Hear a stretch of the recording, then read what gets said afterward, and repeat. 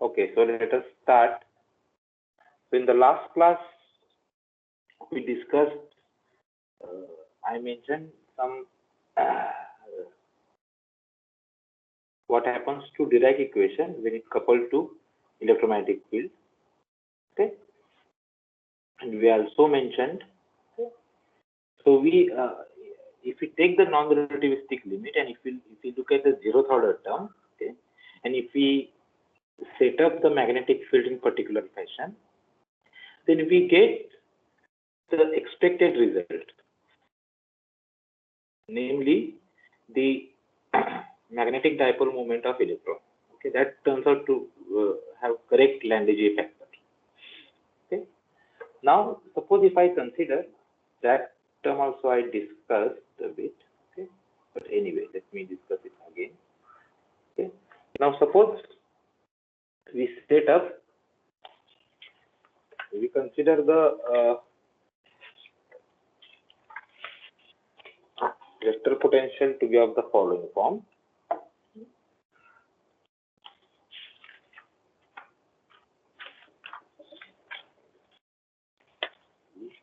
Yeah. So I will rewrite the Dirac equation, full-fledged Dirac equation. H cross del psi by del t to H psi. Okay. And if I write H psi as pi and chi, okay,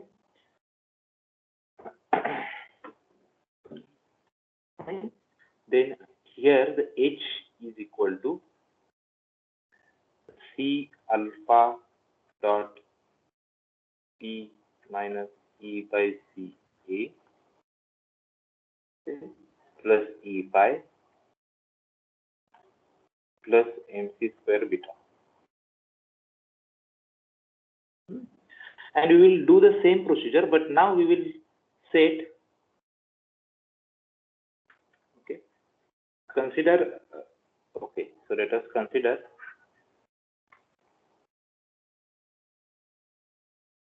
Dirac hydrogen atom. I'm not going to derive this, okay, I will state some results. Okay.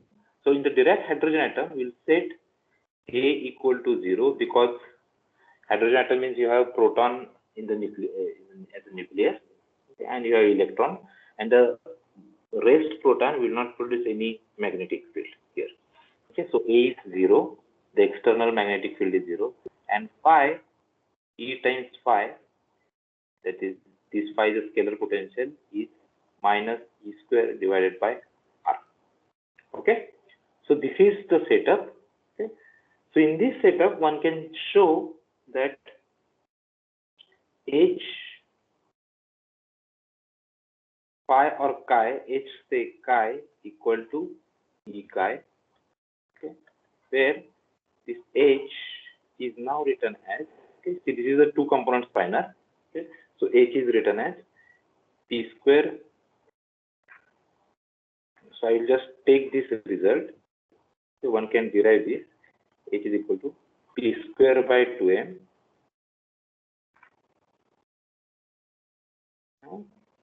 plus, so this I will call as V of R plus V of R, okay, minus P to the power 4 divided by 8m cube C square, okay, plus 1 over 2m square C square, okay, 1 over R dV by dr, S dot L, okay, plus H cross square divided by 8m square C square, del dot E or Laplacian of V. Okay, so there exists a systematic procedure, okay, to write the Dirac Hamiltonian, to take the approximation of Dirac Hamiltonian, which is this, okay, order by order. Okay, so at the order 1 over m cube, or 1 over m cube c square, you get these terms at that order. There are other terms. So there will be some zeroth order term, and there will be then this term. Okay, first order term. In our from our earlier discussion, we say this is a first order term. Okay, I am not going to derive this. Okay? In the next semester, probably I will give this as an exercise, lab exercise. Okay, so one can start from this, and one can construct a systematic procedure to get this Hamiltonian in the non-relativistic region, order by order. Okay, so zeroth order is purely non-relativistic region. Then next order correction, then next, and so on. Okay, so the leading term to zeroth order Hamiltonian in this setup is this. Okay, so this is called relativistic correction. So let me write this as this term is called H relativistic. When I say H relativistic, this is your H0. Okay, so this H relativistic provides the correction to H0. Okay, and why I'm saying that this is H relativistic, because you expect this p to the power 4 term by naive expansion of this square root.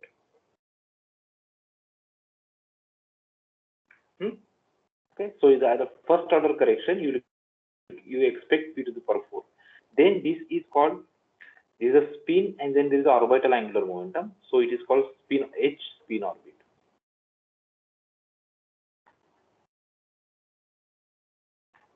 Okay, and this term arises to what is known as, this term arises purely because of negative energy solutions. Okay, it's called Zitterweg. The reason for this is Zitterweg-Gung, which we are not going to discuss, but we will call this term as H Darwin term. Darwin is the one who first analyzed this term. Okay, so this is, so H up to first order correction to H0 consists of these three terms. Okay, H relativistic, H spin orbit, H Darwin.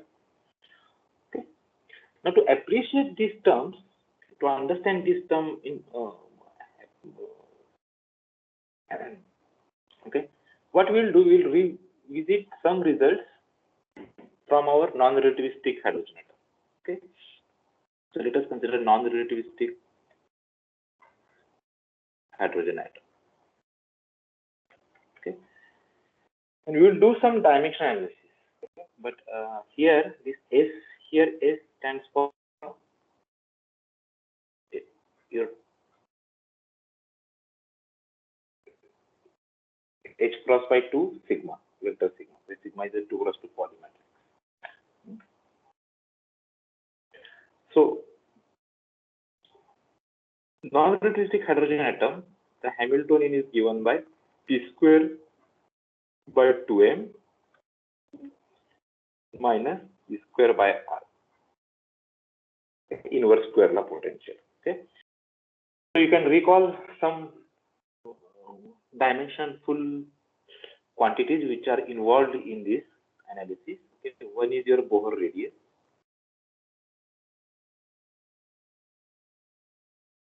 Okay, that is A naught. Okay, which normally you write as h cross square divided by m e square. Okay, so this is your Bohr radius. Okay, then the energy levels of electron, okay, given by this formula En. But I'm just revising it. Okay, I know you have done this. Okay, you can write the energy level in terms of charge and charge on the electron and this Bohr radius.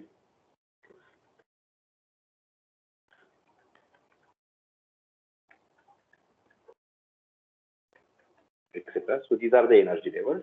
Now we are interested in the energy scale in this problem.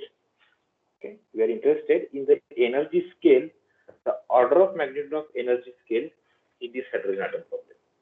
Notice that there is no C which is coming into the business, okay, which is expected because we are talking non-relativistic hydrogen atom. Okay, but we can introduce C and relative and rest energy, okay, and compare this energy scale of non-relativistic hydrogen atom with this. But to do that, it is useful to consider what is known as the fine structure constant, alpha. Okay, alpha is called fine structure constant.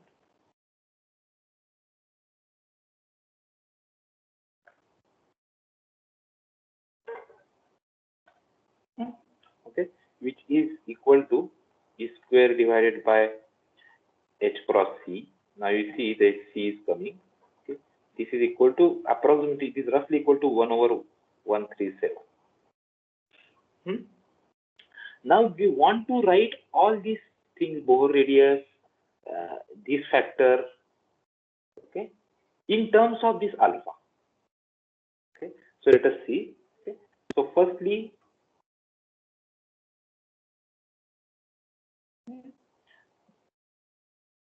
let us write E square divided by A naught square. E square divided by A naught. Okay, this I can write as I will divide by ME square. Okay, and so this you can write. Okay, you can substitute the form of A naught. Okay, H cross square divided by ME square here. You can substitute that form of A naught and use the expression for fine structure constant. Okay, so you can write E square divided by A naught as ME to the power 4 divided by H cross square. Okay, this I can write as I can adjust this factor of H cross square. Okay, H cross square C square. If I adjust, there will be H cross square here. Okay, then there will be E to the power 4, and then I have to adjust this factor H cross square C square. But this is nothing but your alpha square, right? Your alpha is E square divided by H cross C. So this term is nothing but alpha square. So E square upon A naught is basically, okay, so you can see H cross will go. So it is MC square alpha square. Okay, fine. And what is this E square divided by A naught? E square divided by A naught sets the energy scale of your problem. This is 1 over L square. So for different N, you will get different energy levels. But this factor sets the energy scale of the problem. So I am neglecting the factor because we are talking about order of magnitude. So these two factors I am neglecting. E square divided by A naught sets the energy scale of this hydrogen atom problem. So now you can see the energy scale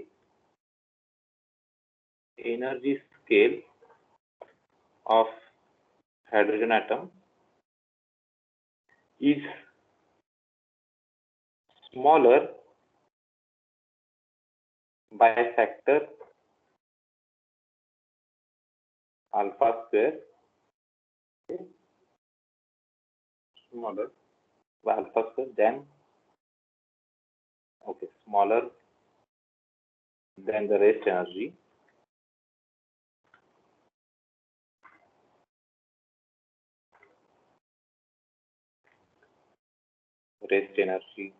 of electron, okay, of electron by factor alpha square.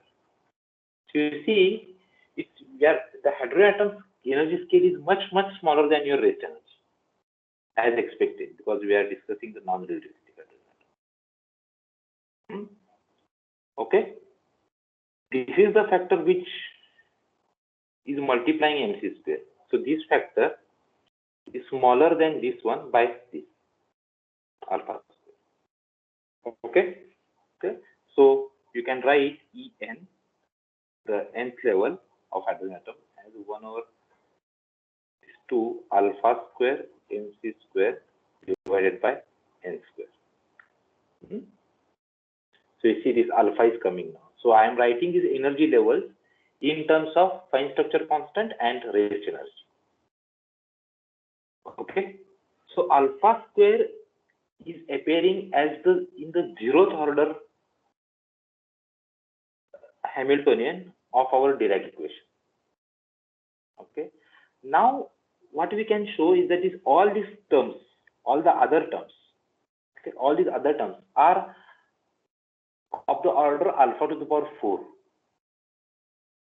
Okay, so these provide, so if in terms of perturbation theory, okay, this alpha square acts as the perturbation parameter. Okay, and we will now expand in terms of this alpha square. Okay, so next correction will be alpha to the power 4, and that is basically when we now will show that these terms, all these terms are proportional to alpha to the power 4. Okay, this is H relativistic, H spin orbit, H Darwin. Okay, if we show that, then that provides the first order correction to this H0. And what is going to happen? You can expect that normally the perturbation breaks the degeneracy, if there is any. Okay, if there is a degenerate level for your base Hamiltonian or H0, okay, then what is the role of perturbation? In general, this perturbation will break the degeneracy. Okay, that means there will be, if you calculate the expectation value of H, okay,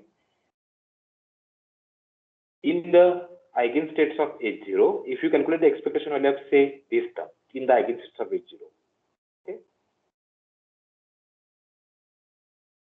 you expect that for some levels, okay, there will be some sub levels for which have same energy, okay, as your parent level.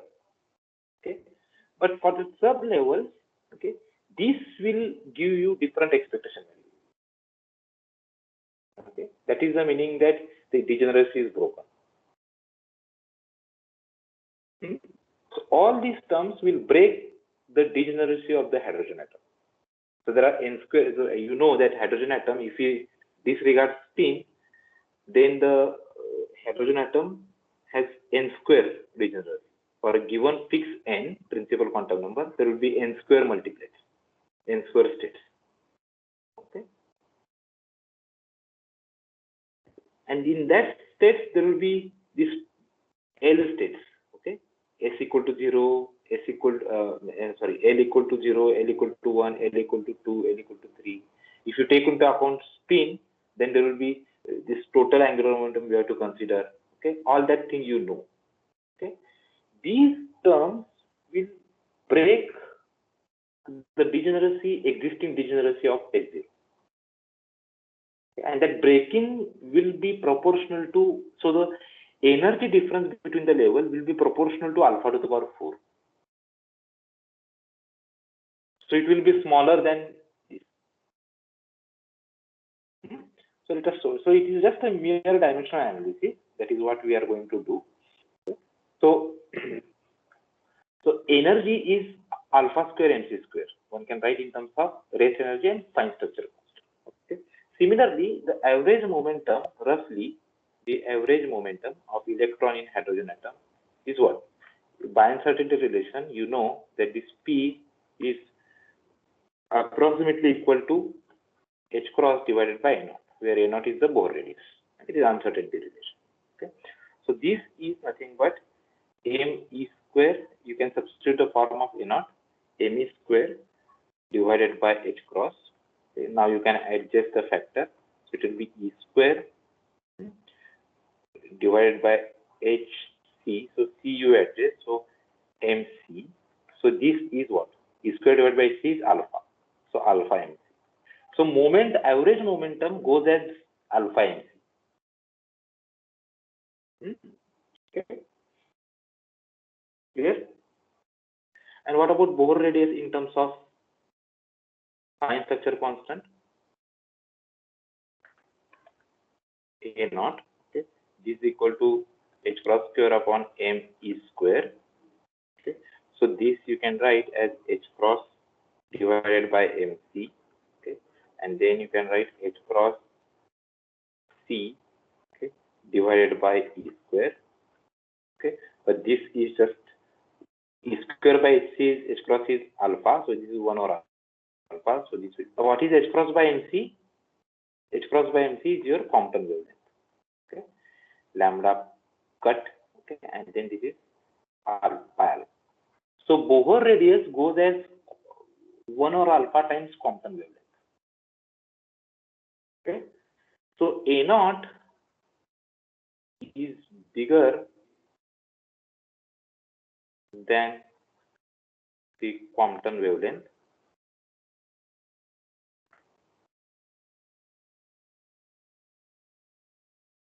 by factor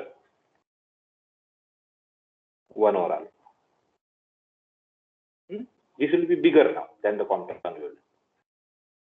Okay, clear? So this is basically your energy, momentum, and length scale in the hydrogen atom problem. Okay, clear? Now let us see all these other terms. Okay, now let us consider the first correction. Okay, first term in this Hamiltonian. Okay? P to the power 4 divided by m cube 8m cube c square. Okay, so let us consider H relativistic. Okay, what is H relativistic?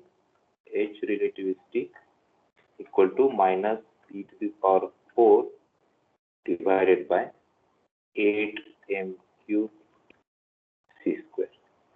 Okay, so I can write, so we know that from our previous analysis, we know that P goes as alpha MC. Okay, so H relativistic, how it will go?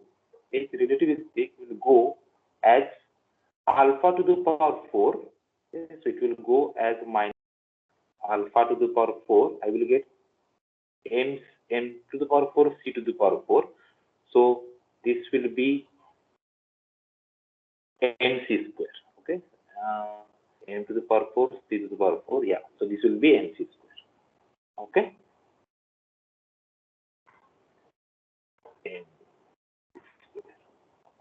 Okay. Clear? So you can see the H relativistic is already at the order alpha to the power 4.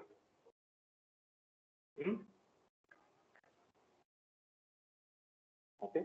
Now let us see H spin orbit.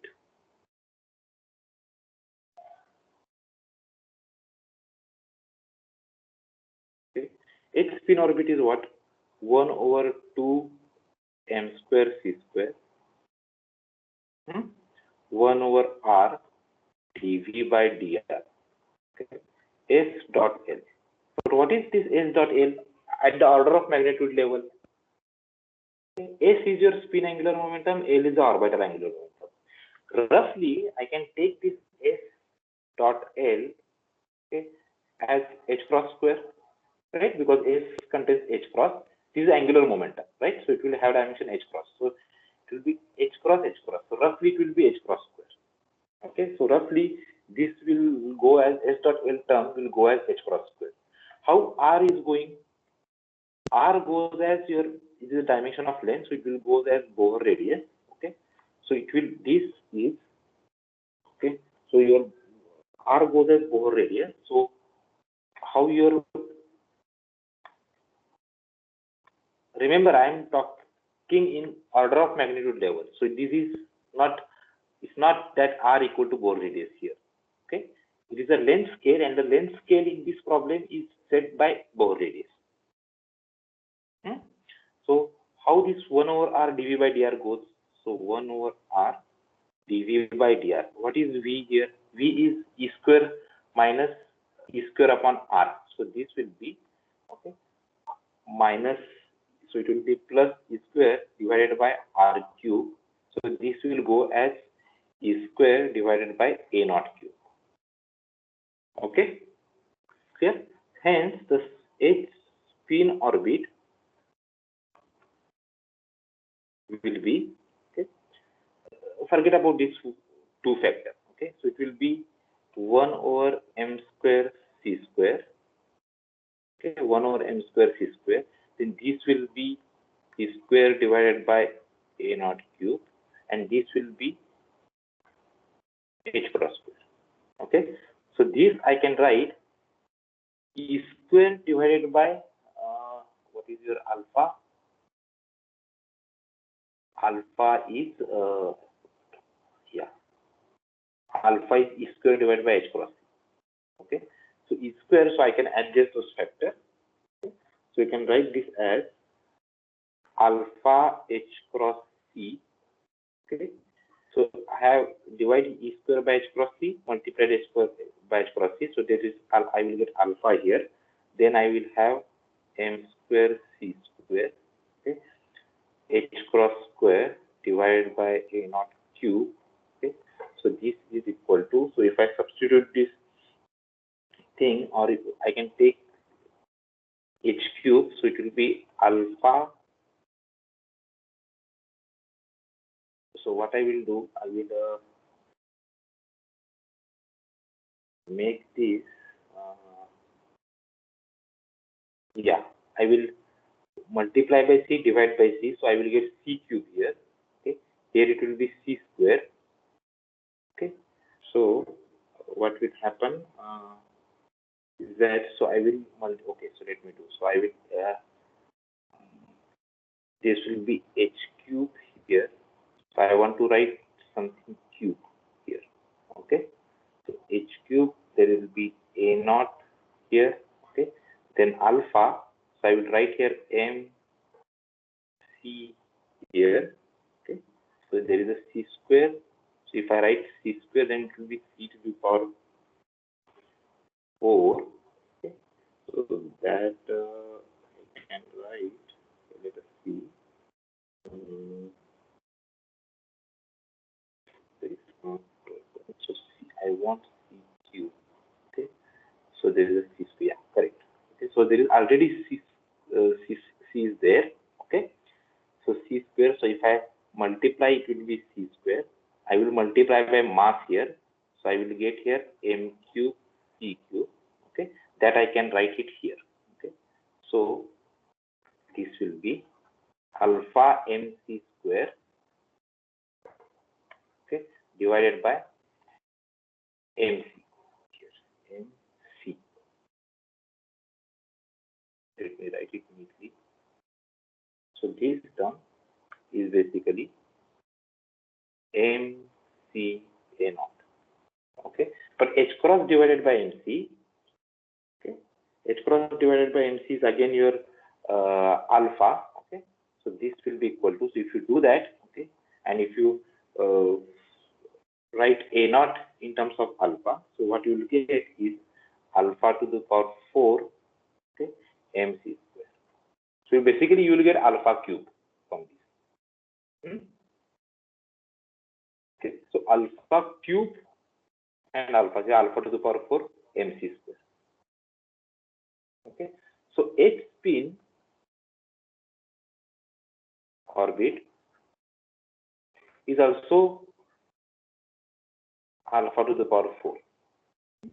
Now we consider next term, which is H Darwin. Okay, H Darwin is what? H Darwin is minus E square H cross square divided by 8 M cube C square and Laplacian square of V. V is, so I have taken, I will write here 1 over R. Okay, and this minus E square upon R, but that I have taken into account, minus E square here. Okay, so in this H Darwin here, okay, you can substitute that V equal to minus E square by R. Okay, now let us see what are the dimensions. What is this? You know what is this? What is the form?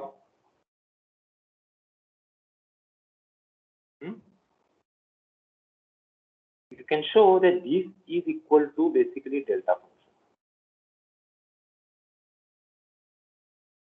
Okay, from your standard electrostatic, it is become delta function. Okay, del square acting on 1 over R is basically pointer. Basically, this is a pointer, so it is del cube R vector.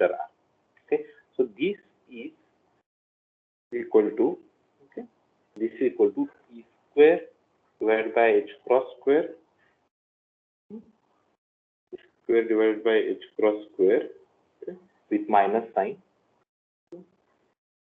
8 m square c square. Okay, so it is basically 4 pi, which is 4 pi delta cube.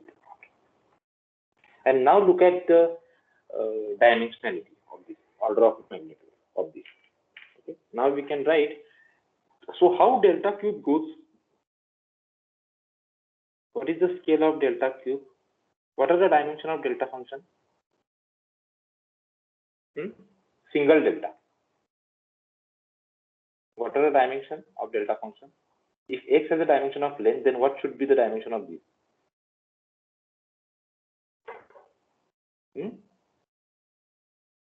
Inverse length, 1 by x. 1 over length, correct? Okay, so this will be having dimension 1 over L cube. So this will go as 1 over A naught. Okay, fine. So now I can write this H Darwin. Okay, I think there is this minus sign here. Okay, minus 4 pi delta cube. Okay, so there will be some cross sign. Okay, I'm not sure, but I think there is a minus sign. So H Darwin will be, okay, E square H cross square, okay, divided by, I am not taking 8 into account. Okay, I also am not taking. So it is m square c square, okay, A naught cube. Okay, so now you can write this as a square, okay, H cross square. Okay, so this you can write as E square divided by A naught, okay, and alpha square. Okay, you can use that. I am not going into detail. So you can write this as E square divided by A naught. 1 A naught you can take, A naught square. You can write in terms of L alpha square. Okay, so this will be equal to. Okay, so you can again write this as, you can now adjust m factor, c factor, etc. So it will be mc square alpha to the power 4 again. Okay, so if you adjust here, if you write A naught in terms of fine structure constant, okay, A naught, yeah, so A naught is basically mc h cross divided by mc. Okay, so this is h cross divided by mc, okay, into alpha. Okay, so I'm using this form basically. Okay, so you'll get this. So this is also order alpha to the power. Okay, so all these terms, okay, all these terms are order alpha to the power 4.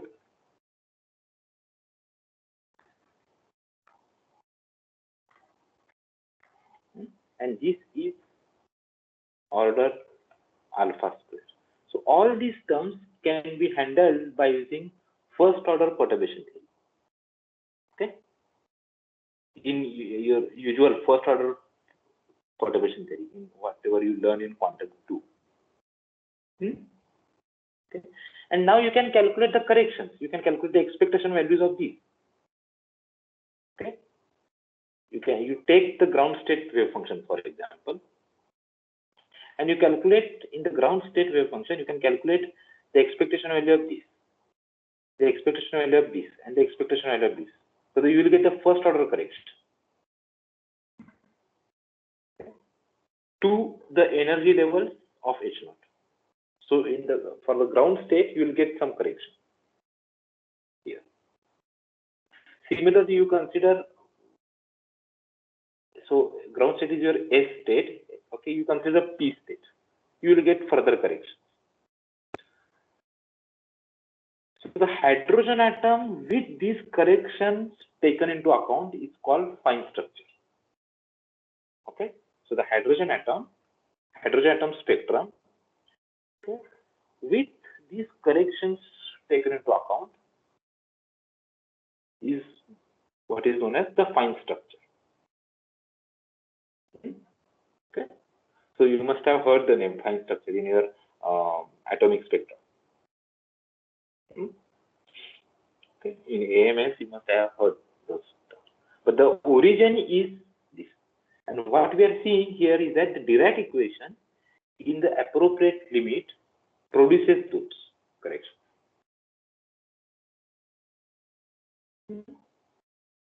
Okay, fine. There will be other interesting effects. For example, your S half, P half, okay, levels, okay, will be there will be further splitting because of what is known as lamp shift. Okay, but to discuss that, we must have the quantization of electromagnetic field. Okay, then only then the quantized electromagnetic field will give you the further correction to this. Here, what we have done, we just consider the quantum equation for electron, but your external electromagnetic fields are still treated as a classical level. They are at still classical level. Your E and B, okay, or your vector potentials and scalar potentials. They are still a classical external source. When we quantize that, okay, then that quantized electric and magnetic field produce further correction to this.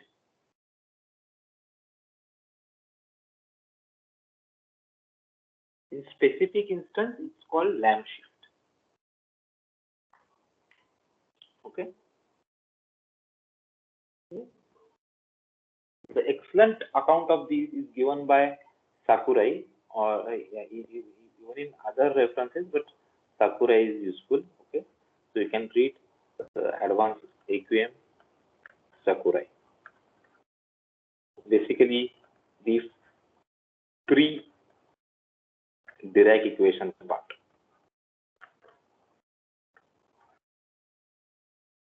Of Sakurai. We are not going to do that, okay, because it is very excellent account of lamp shift given.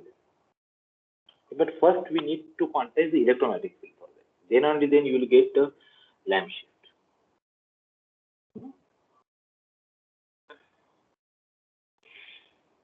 But right at this moment, okay, your Dirac Hamiltonian in your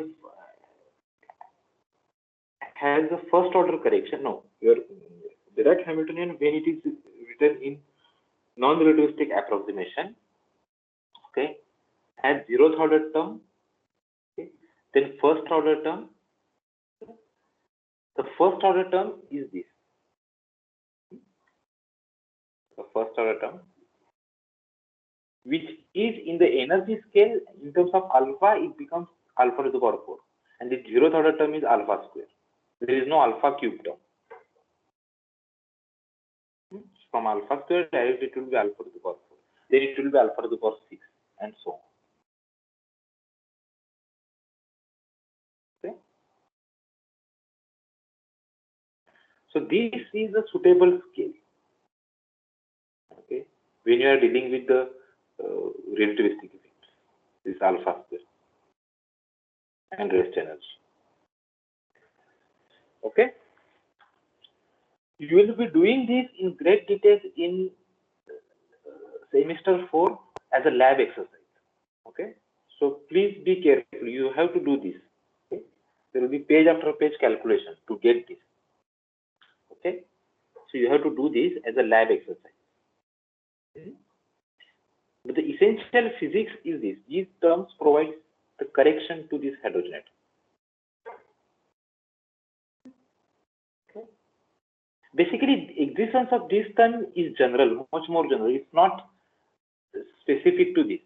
Okay? Even if we have some different, even if we do not set A0, A20, and if we do not take E5 to be minus E square of 1R, you will have some generalities of this. Okay, but this term in its entirety will be there. Okay, you will have some generic expression. But this term, in fact, remains unaffected. There will be some changes here. This simplification occurs because of the inverse square nature, because of the fact that V depends only on the magnitude of R. That goes in to this. There is no angular dependence. Okay, so it is a specific case of this potential. Okay. This that it is a specific for spherically symmetric potential. And then in that spherical symmetry, if you take this form, it becomes hydrogen atom. But these kind of terms will be there even for a generic potential. Okay, and there is a systematic way to get these kind of terms from this as a successive approximation. In the successive approximation. Okay. Any question so far? Okay, because now I am going to change the topic. So now we will stop the discussion of solving Dirac equation or non-relativistic limit of Dirac equation, and we will discuss something else. Okay. So this part we should have covered in maybe in 1 month time. Okay, but because of this, all this very ill-organized way of taking the course, we are at the end of the course and we are seeing this.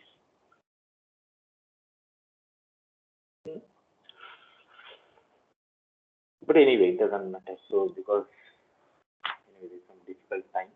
Okay. So if you have any question, you can ask.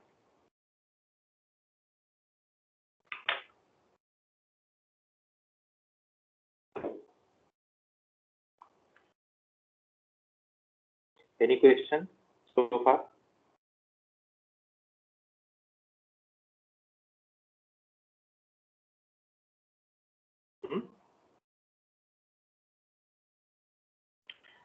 Please study, at least see the energy spectra for this. Okay. Okay. There will be this, and so on. So you must be knowing this. Okay. So this is your n equal to 0 S state, n equal to 1 SP, SPD, and so on. Okay. This term will provide the splitting for these levels. Okay.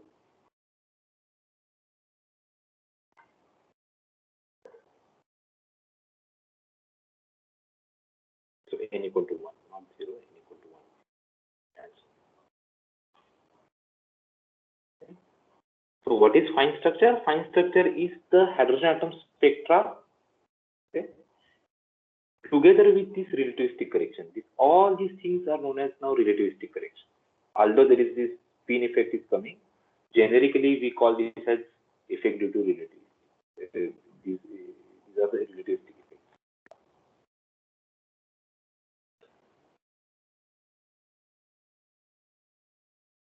effects. Okay. I have not explained the origin of these terms. Okay, but one can do that. This term is basically how this term is coming. Okay, you have roughly your electron is orbiting around this nucleus proton. Okay, so if you go to an electron has a spin. Okay, suppose if you go to the rest frame of the electron. Okay, in that rest frame, you will see that this proton is revolving around the nucleus. Okay, and this revolving proton around, this proton is revolving around this electron. Okay, in the rest frame of the electron. Okay, and in that rest frame, this electron will see the magnetic field due to the orbital motion of proton. That the magnetic field will be proportional to L, this factor, and this. So this is spin orbit interaction. So this spin interacts with that magnetic field. Okay. So this is basically your magnetic field, 1 over R, all these things times L. So this is basically magnetic field of electron as seen by the electron in its rest frame. And this is totally new effect. This we cannot explain like by your classical arguments. Okay, you can explain. You can try to explain by saying that the electron basically is not a point-like particle. It is basically a cloud. Okay, and the proton, the potential energy of this electron cloud, okay, and this proton system. Okay, to calculate the potential energy of this, okay, you have to integrate out this charge distribution. Okay, now there is an uncertainty in this position operator of the electron. Okay, so this together with this distribution of potential lead to this term, but that is very vague argument. Okay, but roughly this effect is coming out of this. Okay, and one can trace back this to the negative energy solution also. So basically this is coming from negative energy solutions.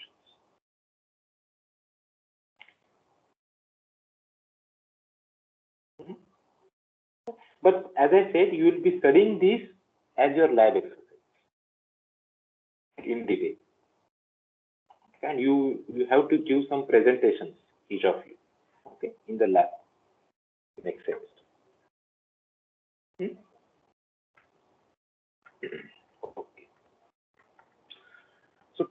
So what we have done so far? Okay.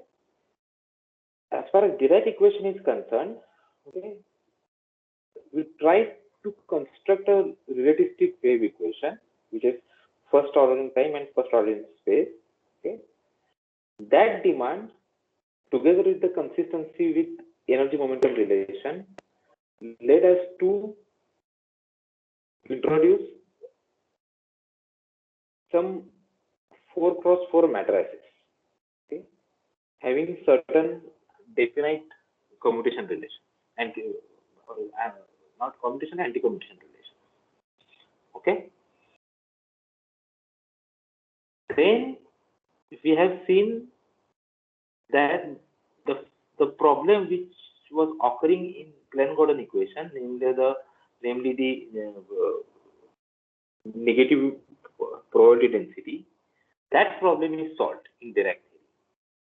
Okay, because when we constructed the charge, this continuity equation, your rho is psi dagger psi. Okay, that is positive definite. But still there are negative energy solutions, and we have seen those negative energy solutions for the free particle case. We have constructed the plane wave solutions for the free Dirac particles. Then we saw how to couple Dirac equation to electromagnetic field. And now and that equation has a correct non-relativistic limit. In fact, it produces the correct gyromagnetic ratio, G equal to 2. And also, if you set up your potential in a particular fashion, okay, for example, if you set up the potential for which mimics the situation for hydrogen atom, okay, then we get as a first order correction entire fine structure of the hydrogen atom. Although we have not shown this explicitly.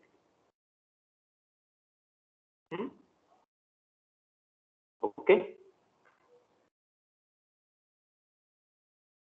There are certain issues which I am neglecting. Okay, certain important issues like negative. What happens to this negative energy solution? There is interesting effect called Zitterwegung effect and so on. I don't know when I am going to do that. Okay, but this is essential. This part you should know. Okay. We still don't know how this psi transforms. Okay, and that is what we are going to do now. But now I am arranging this course in a such a way that it will be helpful in quantum field theory. Okay. Fine. Okay. So if you have any question, you can ask. Otherwise, I will proceed.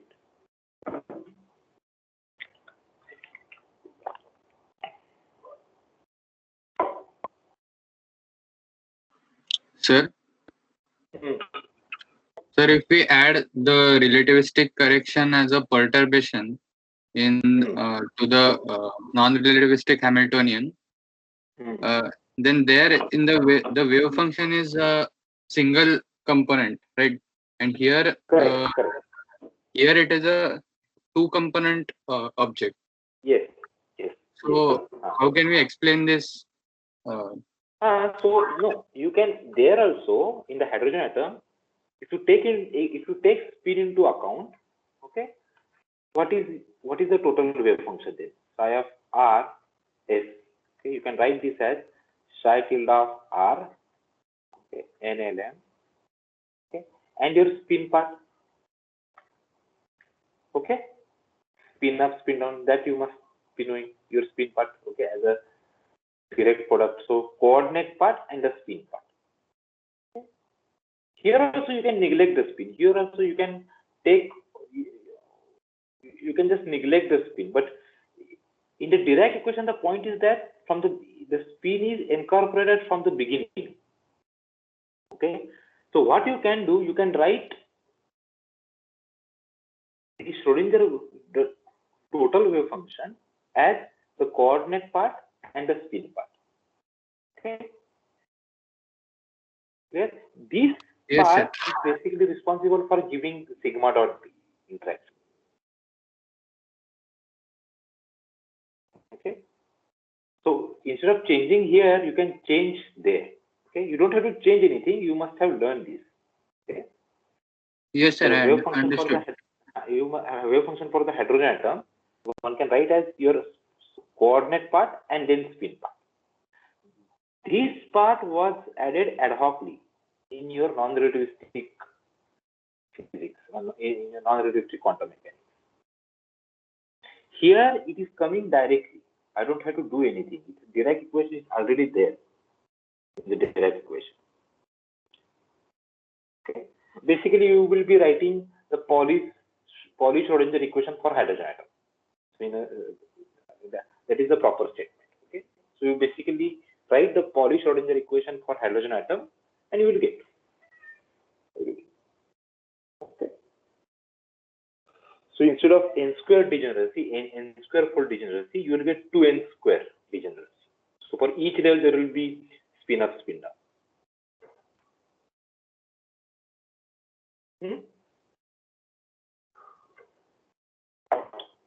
Okay. Any other question?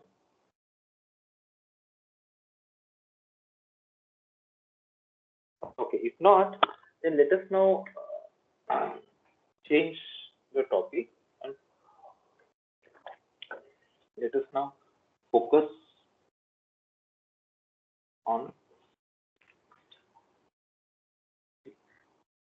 transformation.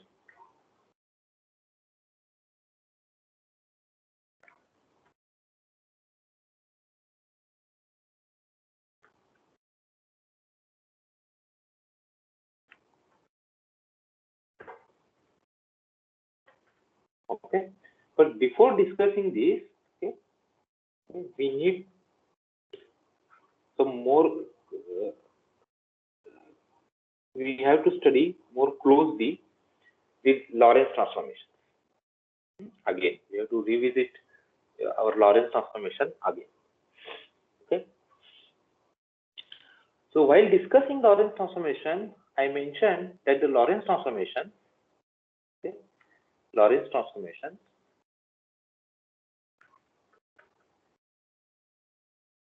okay, lambda have basically 4 parts. Okay, what are those? Okay, we have L. One group is L plus up, okay, L plus down. So this is one group. This is another group. Then there is a L minus up, L minus down. Okay. This part is what? This L plus up is, they represents proper orthogonal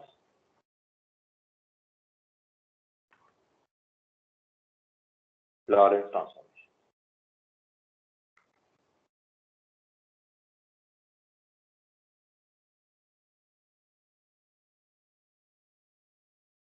Okay. And what is the meaning of proper orthogonal Lorentz transformation? If lambda belongs to this group, okay, implies that determinant of lambda is equal to +1 and lambda 0, 0 is greater than or equal to 1.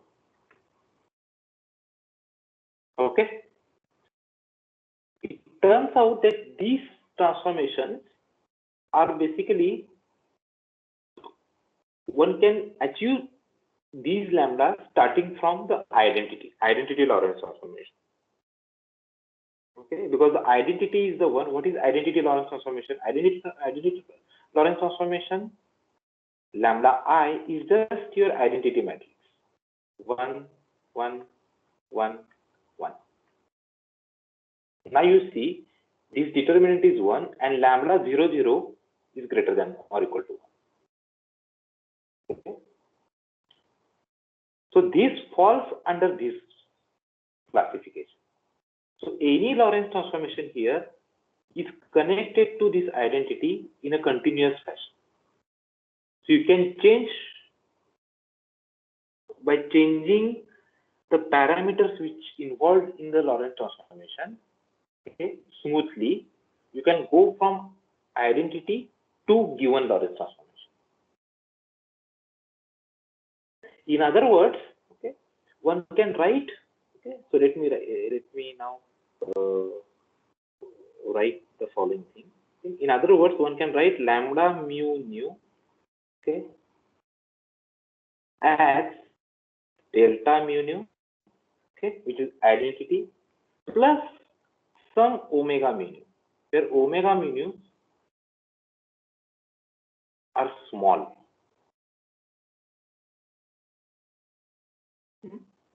Okay, so this lambda mu nu will involve some parameters. Okay, I can expand that this lambda mu nu in Taylor series in those parameters. Okay, and I will have at leading order, I will have this structure. Okay, lambda mu nu equal to delta mu nu plus lambda mu nu. And if I take now, if I do successive application of lambda mu nu, I will get a finite Lorentz transformation. The same as your rotation. Okay, in rotation, what you do?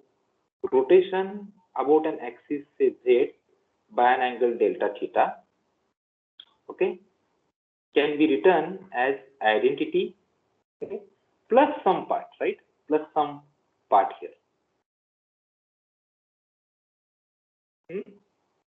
You know, you're aware of that. Okay, rotation can be written near this identity. Any rotation, say about z axis, by an angle say delta theta, can be written in this form. Starting from this, I can achieve the rotation about z axis by finite angle by taking the limit of it. Okay, take the limit as delta theta tends to 0 and n tends to infinity. Identity plus this, whatever it is, to the power n. Okay, fine. If you do this, you will get the rotation matrix. What is the rotation matrix about z axis by an angle theta? It is cos theta minus sin theta, cos theta, 1, 1, 1, 1, sorry, 0, 0, 0, 0, 1. Okay, this is a finite rotation about z axis by an angle theta. Okay, I can achieve this rotation from the identity, okay, by successive application of this. One can calculate what is this one. One can calculate.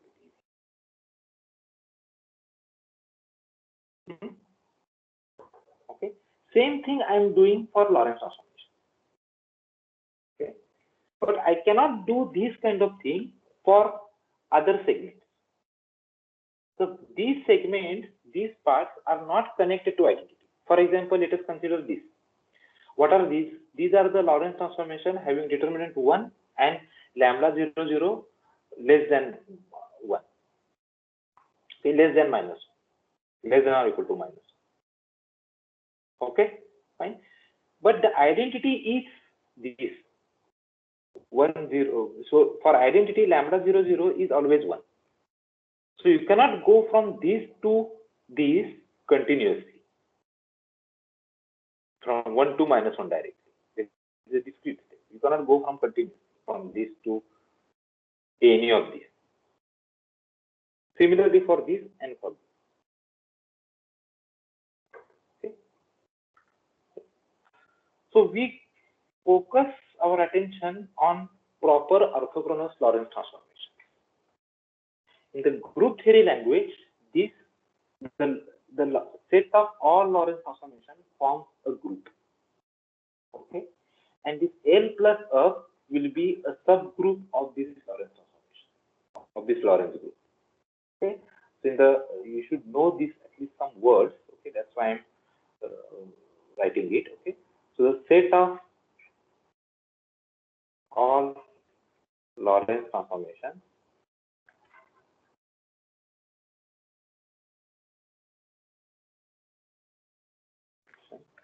forms a group. That group is denoted by O1, 3. Okay. So this is one time dimension and 3 space dimensions. Okay. Set of all proper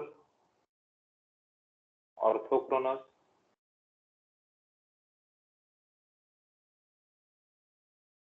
Lorentz transformation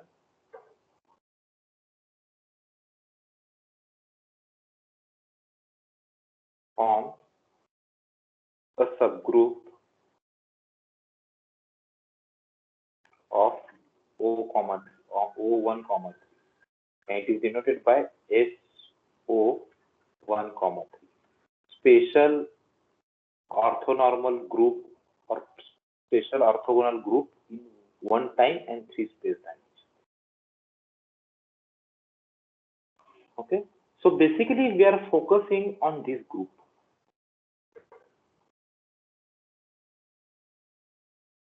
Special stands for determinant equal to plus. Okay. Maybe you will hear this in your AMP2 course. Okay, some at least some words she will mention, madam will mention.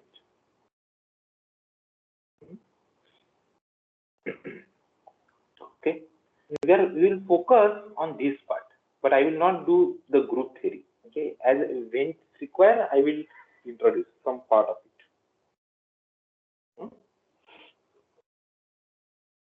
Okay. One can get this entire this Dirac equation by studying just the group structure of this. From the group theory, one can easily get the Dirac equation in a systematic way. You have to just focus on this SO1, 3, the representation theory of SO1, 3. Okay, and you will get, okay, as a byproduct of this. That is the one way. Okay, okay, and it's very logical way. Okay. But historically, Dirac equation was not Dirac did not arrive at Dirac equation to his equation from this point of view. He argued in more or less the same way as we did. Okay. In fact, we are following the path of Dirac. That is the proper way. This is more pedagogical point of view. Once you understand the theory, okay, then you go back and study in more logical way. Okay, by using some minimal principles, okay, one can get one can see the Dirac equation coming out of the representation theory of this group. Okay, so these are just words. Okay, I don't expect you to understand. Okay, but you will see some thing in your MMP2 course also. Okay? So now let us focus on these kind of Lorentz transformations. Okay, so let us consider infinitesimal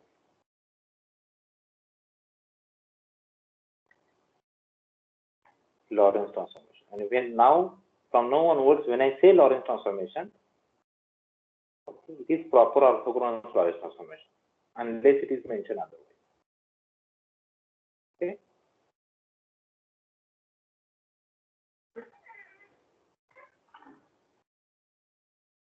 So under the infinitesimal Lorentz transformation, your x mu goes to x prime mu, which is x mu plus some delta x. The coordinates, all coordinates will change by infinitesimal amount. Okay. Since the proper orthogonal Lorentz transformation can be constructed out of identity by continuous change of parameter, okay, I can write lambda mu nu, okay, as delta mu nu. So we can ask the following question: which Lorentz transformation gives me this transformation? Okay, what is that matrix? What is that transformation? Okay, so lambda mu nu can be written as delta mu nu, your Kronecker delta, plus some omega mu nu. I don't know what is this, but these only thing I know about them is that omega mu nu is much smaller than unity. Okay, so these are your infinitesimal Lorentz transformations. Okay, I want some information about this omega mu. Okay, how do I get the information? I know that the x prime mu is same as x mu. Right? I know this. Under Lorentz transformation, this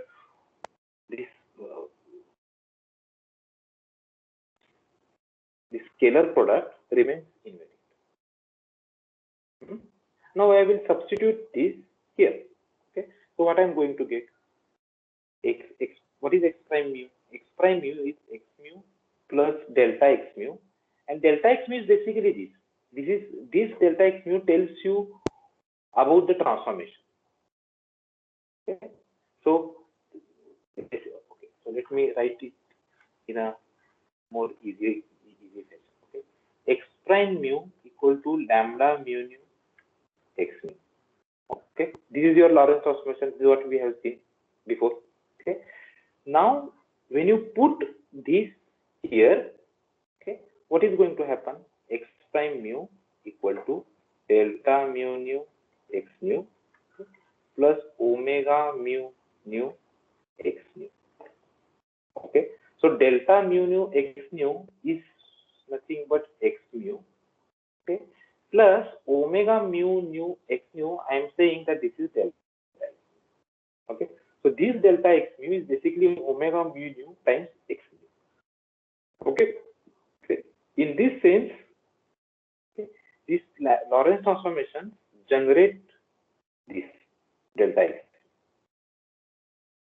Okay, fine. Now I am going to substitute this here. Okay, and assuming that delta x mu is this omega mu nu x. Okay, so let us see that. Okay, so it will be omega mu.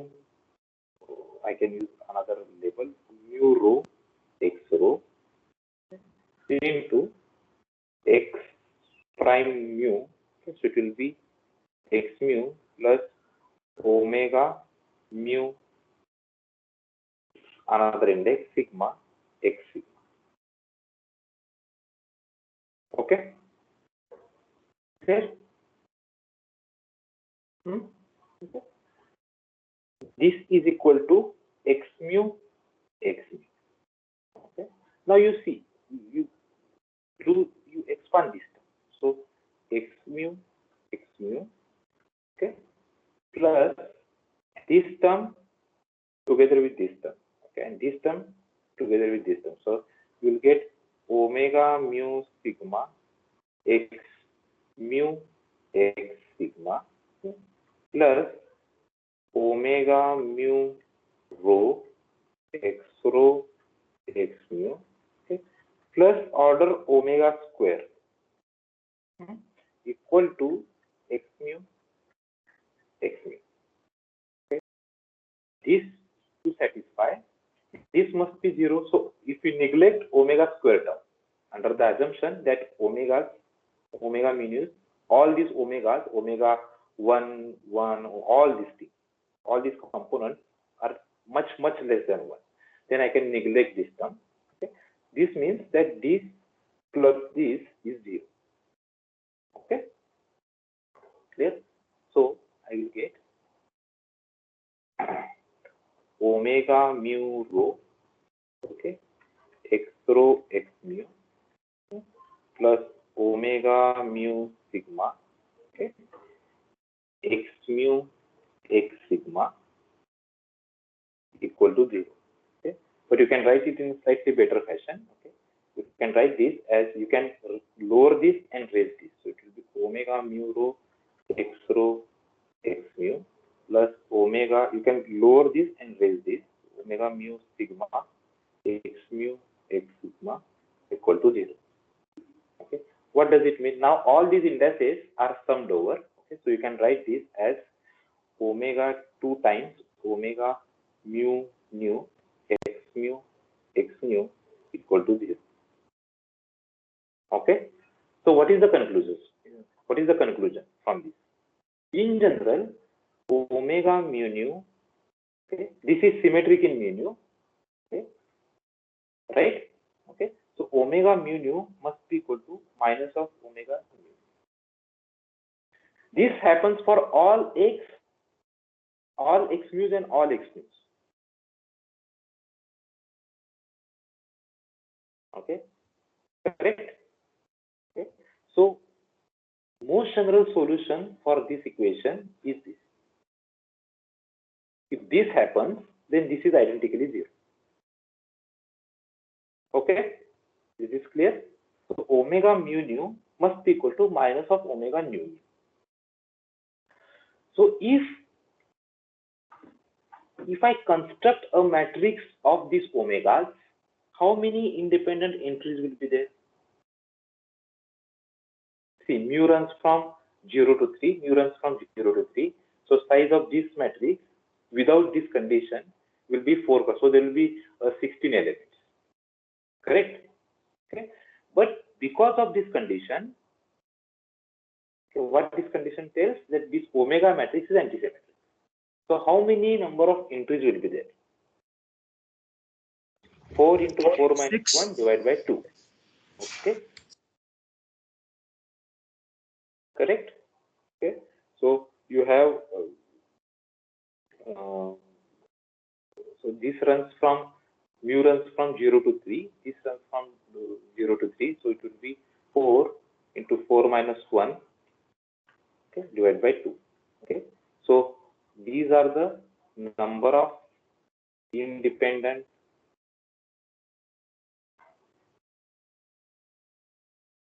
entries of omega. Okay.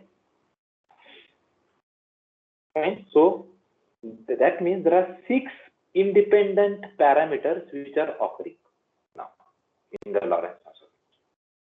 So Lorentz transformation has 6 independent parameters. Okay. There will be 6 numbers which will specify a given Lorentz transformation. Likewise, how many numbers specify rotation? Do you know how many numbers are required to specify a rotation?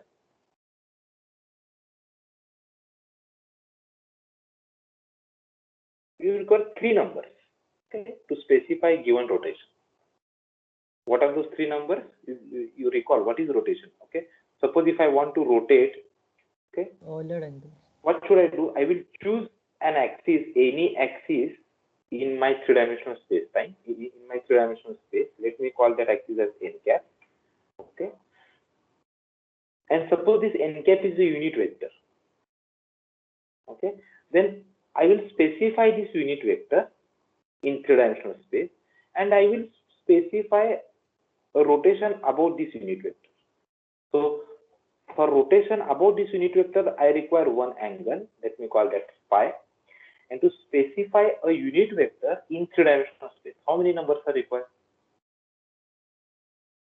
To specify a unit vector in 3-dimensional space, how many numbers are required? Hmm? Hmm? 2.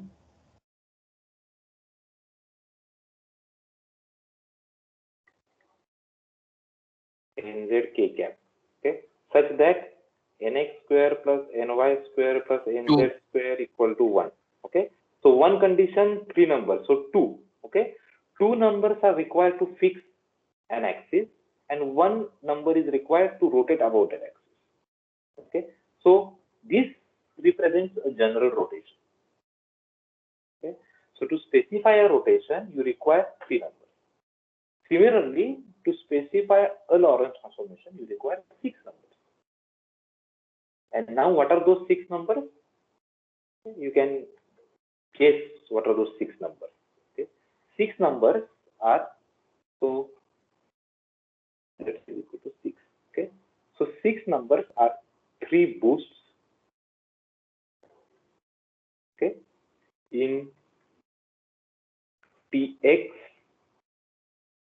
Tx1, Tx2, and Tx3 plane.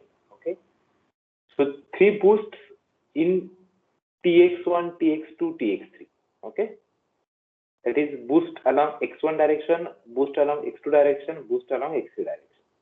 So 3 boosts one can consider, okay, as a hyperbolic rotation, okay, a rotation in hyperbolic plane. Okay, so we have discussed this rotation matrix of the boost in terms of that matrix. So cos, sine, sine, cos.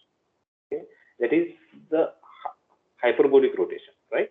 Okay, so we have 3 boosts in Tx1 plane, Tx2 plane, and Tx3 plane. And then I have which other coordinate will leave this infinitesimal line element unchanged. Okay. Remember, what is this? It is dt square minus dx square equal to dt prime square minus dx prime square. Which are the other transformations which can leave this invariant? One is boost. Okay, boost will make this side equal to this side, and others are just rotation, your usual rotation, right? If I rotate in your free space, then this is unchanged, right? Under rotation, dr square equal to dr prime square. Okay, certainly the boosts, certainly your rotation is part of your Lorentz transformation, most general Lorentz transformation.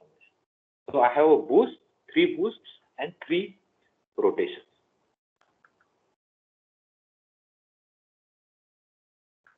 In x1, x2 plane, x3 plane, and x3, x1 plane. So this is the rotation about RZ, Z axis. This is the rotation about x axis, and this is the rotation about y axis. Okay. So I have 3 rotations and I have 3 boosts combined to form a Lorentz transformation. So given Lorentz transformation, most general Lorentz transformation consists of boost and rotation. Okay. Most general proper orthogonal Lorentz transformation. In fact, I can say that any Lorentz transformation consists of boosts and rotation, but in that case, rotation could be special inversion. If you consider more, if you don't want to restrict to proper orthogonal,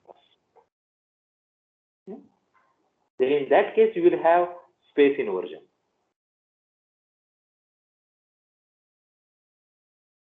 And you will have time reversal also. Okay.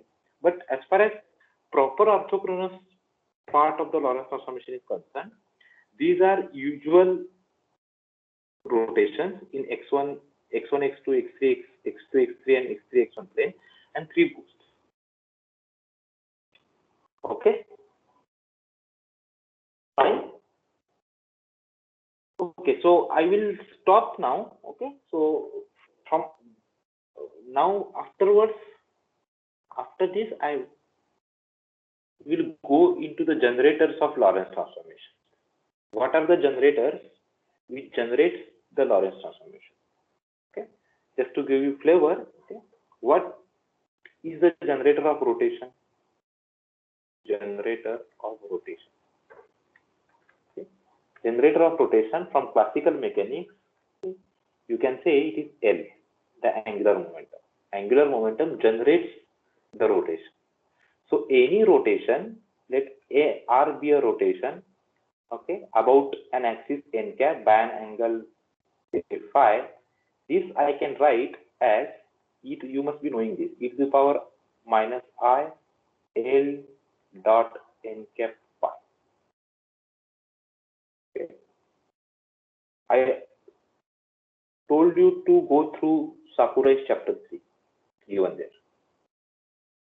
So any rotation can be written, any finite rotation can be written like this. Okay. So L is a generator of rotation. In 3 dimension,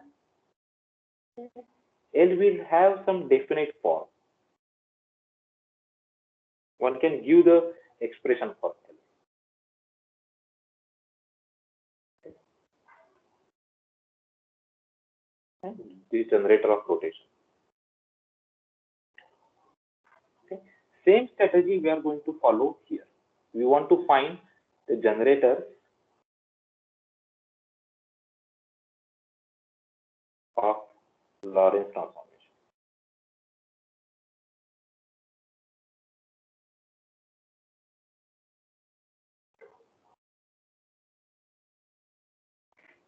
That means, what do I mean by that?